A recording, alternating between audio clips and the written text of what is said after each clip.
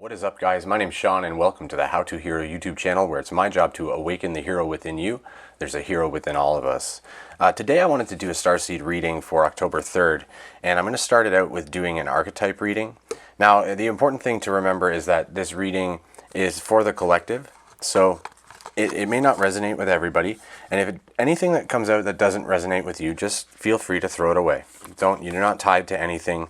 This is a reading for the Starseed collective, and it is not necessary for you to claim everything in the reading. So with that said, I'm just going to shuffle up these cards a little bit here. And this deck is called Archetypes, The Wild Unknown Archetypes by Kim Kranz. I think that's how you say her name. And so I'm just going to shuffle this up a bit here. And we'll see what archetype are Starseeds embodying at this moment. Let's look in the mirror, see what we can see. Okay.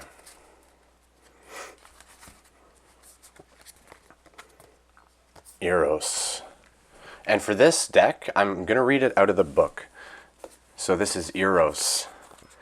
And so I'm going to actually read this out of the book just to make sure that I get it all correct. You know, this isn't a deck that I'm super familiar with. I haven't done a ton of readings on it, so I want to make sure that I give you guys an accurate reading here. So we'll just pull this out here.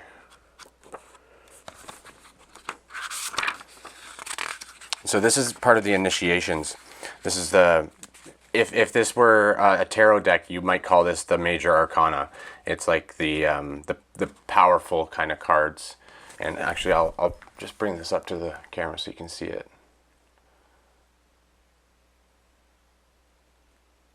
So I think it's pressure forming a diamond there, right? That's what it looks like to me. I see pressure forming a diamond, a lot of pressure right now. A lot of pressure on the Starseed collective, a lot of pressure on people individually, a lot of things happening in everybody's lives right now. Lots of stuff going on. Though Eros can be depicted as unbridled sexuality and eroticism, a more contemplative understanding of this archetypal energy leads us to the root of desire itself. What do we long for? Why are we awakened by love? What makes us hesitate in the face of intimacy? Eros reconnects us with the primal longing to merge with another human being. Nature, music, art, plants, food, or anything that we perceive that we are separate from. Eros allows us to momentarily unite. Our heart embraces otherness, and in doing so we further understand our own. Our life force awakens. This card reveals an inevitable initiation into love's labyrinth. You may find yourself swirling into new territory of desire and sensuality. Explore the labyrinth with a curious and honest heart. And remember, though the way is circuitous, you are always being led towards its center. I've never seen that word before, circuitous. Circuitous. I think it means that the way is a cycle. I think that's what that means. So, and when it's in positive, the Hindu goddess Lalita, she who plays, can help activate Eros energy. She's also known as Kameshvari, Empress of Desire. And Plato reminds us that Eros can be experienced as platonic love. It's activated when we witness beauty and truth in the world, when our barriers soften. And so when this is in the light side, it's passion, playfulness, and sexual health. And when it's dark, it's madness, projection, and obsession. So I actually think that my first thought of this was pretty spot on. It's about the two becoming the one, but pressuring each other into the diamond. That's sort of what I see in that picture there. It's a beautiful image.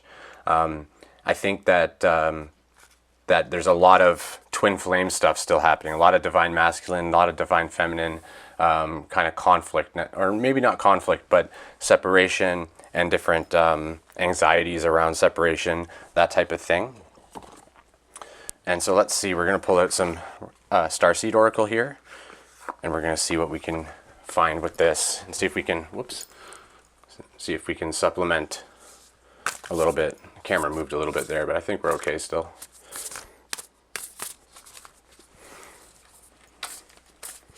All right.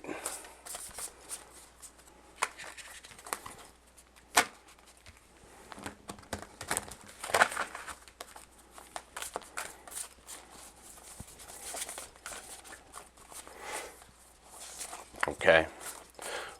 What do we have to think, or what do we have to see with the Starseeds? What can we learn about the Starseed Collective right now for August or October 3rd? What can we see in the cards for October 3rd, Starseeds?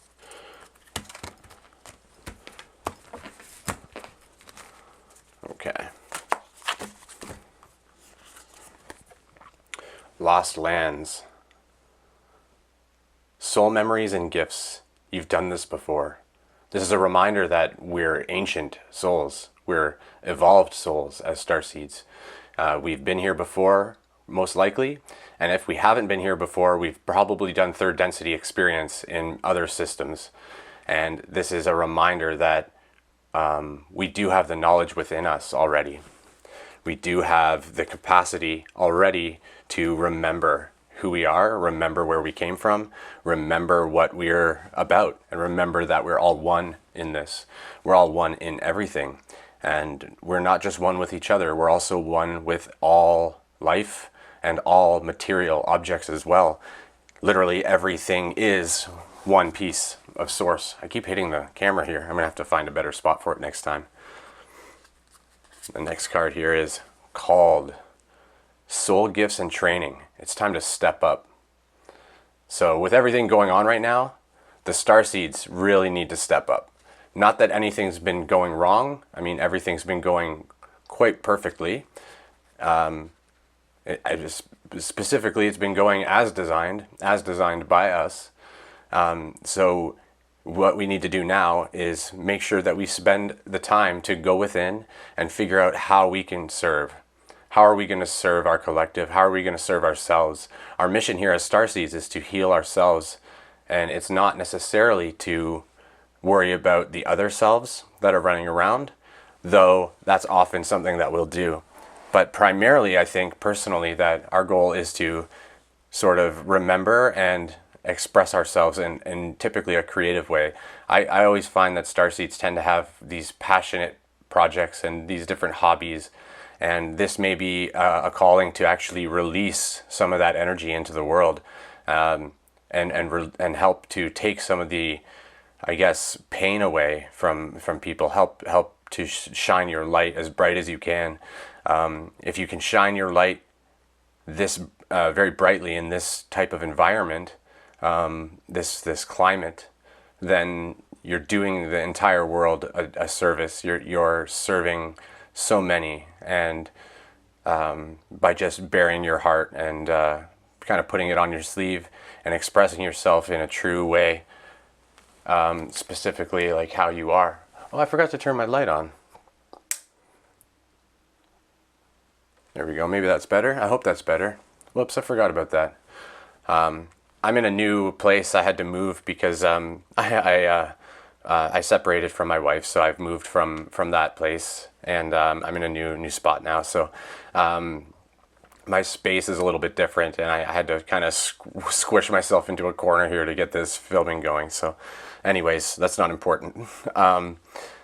Let's see what we can get for the next card here. Fall into my arms, surrender, holding the opposites, extremes of life. And so I think this is a lot about that divine counterpart energy, as well as sort of surrendering to some of the pain that comes along with that. Those relationships are typically huge catalysts for our growth. It's typically us giving ourselves entirely to another person, and then typically, from my understanding, we'll go through a separation period where we're not really in a joined state. We're not in a place of unity with our other, and part of that is for us to experience that type of disconnection, so that we can grow ourselves through that type of disconnection and then ultimately come out of it. So if you're in separation right now, try to surrender to that. Try to not focus on that aspect of your life. Try to move on and like you're being called. We are being called to perform. We're being called to do and to be our true selves, our true divine expression of who we are and why we're here and what we're here to do. So I think the focus in here is to surrender to that and to also hold space for the people that are sort of opposite to you, the people that are not I guess, behaving in the way that you would really like them to behave. Remember that everybody is a mirror to you. Everybody is mirroring your shadow. So when somebody upsets you, it's not necessarily that they've, overstepped necessarily. You've called that experience to you, and so you need to surrender to that opposing energy, that opposing frequency that's causing your frequency to distort. When that happens, it's you looking at your shadow. It's you looking at the piece of yourself that you don't like. It's there so that you can grow from that and answer the call. And then bring in your soul memories and your gifts. Because you've done this before. We've done this before. And we can't forget that. We can't forget that we've already done this. Every experience that we have here, what we need to consider, what about this experience is going to teach me about surrender and about acceptance and about love, because that's what this is about. That's what the mission's about. And I think that right now there's so much going on, so much happening, and so much distraction and misinformation as well. And so I think it's more important now than ever it was before to really try and be our true selves, to show people that it's okay.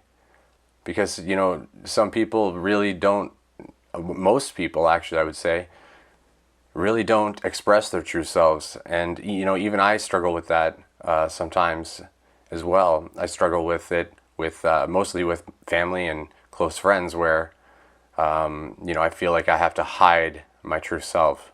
And I do my best not to do that. And I think that this entire experience is to help bring us back to our true self and eventually merge back into source.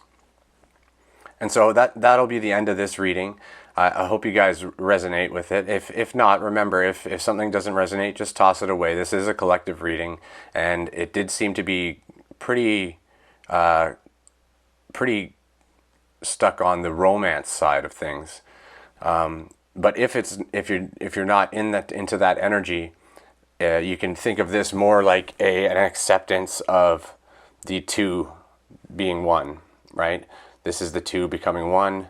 This is the falling into my arms and surrendering to the other selves and surrendering to yourself, surrendering to God, surrendering to the universe, surrendering to source, and really expressing your true self. Thank you guys so much for watching. If you like the video, please click the like button. It really helps with the channel. Share it with your friends that identify as Starseeds if you think that they'll enjoy it. And otherwise, just keep shining your light, keep being awesome. And I love your faces, and I'll see you soon. I'm going to try and make more content. I've been in a bit of a hermit phase for a little while now because I went through a lot of purging and transition and transformation myself. And it was pretty tough. So I've been taking a little bit of a break from some of the work that I was doing, and but I should be back now and back in full force, I hope. So thank you so much again for watching. I appreciate you. I hope you have a lovely day and a lovely week, a lovely month, and a lovely life. Take care.